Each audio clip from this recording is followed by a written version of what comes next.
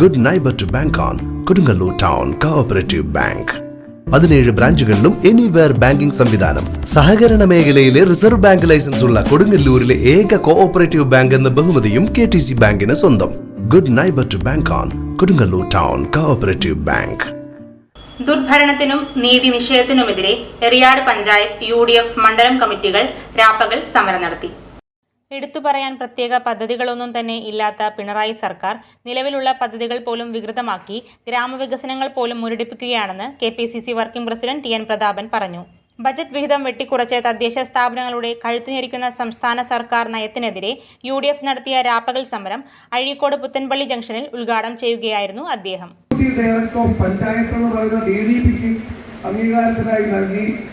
DDP അനുവദിച്ചാൽ മാത്രമേ 500 രൂപയ്ക്ക് മുകളിലുള്ള എന്ത് കാര്യവും തീരുമാനമെടുക്കാൻ വേണ്ടി പറ്റുള്ളൂ.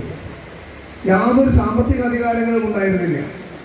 സംസ്ഥാന സർക്കാരുകൾ കൊടുക്കുന്ന ഗ്രാൻഡായിരുന്നു അന്ന് ആകെ ഉണ്ടായിരുന്ന സംവിധാനം.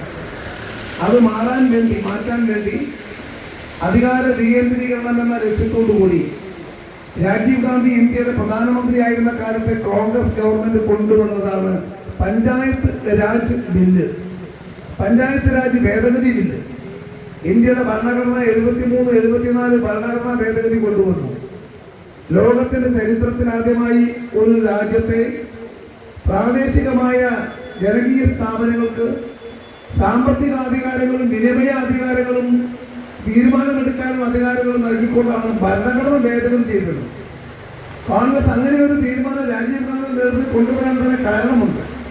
നമ്മുടെ രാഷ്ട്രപിതാവായ മഹാത്മാഗാന്ധി സ്വപ്നം കണ്ടത് ഗ്രാമസ്വരാജാണ്.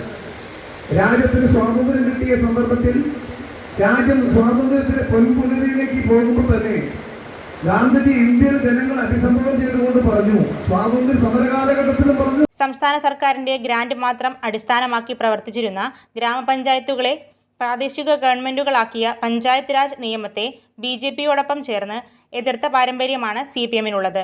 അധികാര വികേന്ദ്രീകരണത്തോട് സമരസപ്പെടാൻ കഴിയാത്തതുകൊണ്ടാണ് സർക്കാർ തദ്ദേശ സ്ഥാപനങ്ങളോട് ഈ ക്രൂരത കാണിക്കുന്നതെന്നും അദ്ദേഹം പറഞ്ഞു.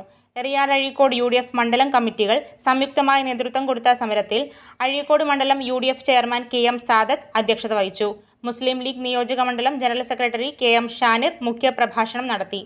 യൂത്ത് കോൺഗ്രസ് സംസ്ഥാന general secretary Saleem Kaipamangalam, pensioners association സംസ്ഥാന സെക്രട്ടറി TM കുഞ്ഞുമൊയ്തീൻ, KSU സംസ്ഥാന convener advocate Asif Muhammad, UDF നിയോജക മണ്ഡലം convener PS Mujeeb Rahman, block Congress president PB Moidu, UDF Eriyad മണ്ഡലം committee chairman PA Muhammad Sageer, Muslim League നിയോജക മണ്ഡലം vice president CA Jaleel, block Congress committee നേതാക്കളായ PK Muhammad, PP John, PA Manaf, CA Rasheed, Haseena Riyas, KK Kunhumoideen, Basheer Kondampully, CP Thampi, CM Moidu, PP Shaji, PA Karunakaran, Abdul Khader, advocate Sakeer Hussain, EA Najeeb, TK Aboobacker, AI Shukkoor, Nasar Karukappadath, PM Liyakath, PK Chandrababu, PV Sreenivasan, PH Rahim, Geetha Satheesan, KK Vasantha, Shiyas Edavazhikkal, KS Nasar, NM Faisal, Muslim League നേതാക്കളായ VM Muhammad Haneefa,